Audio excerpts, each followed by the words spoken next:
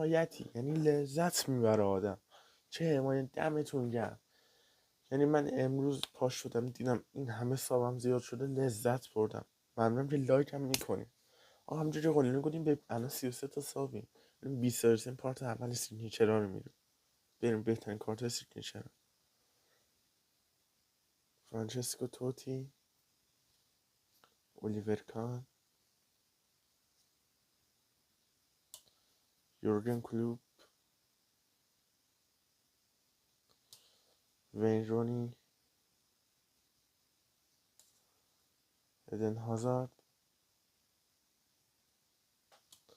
فنیستروی،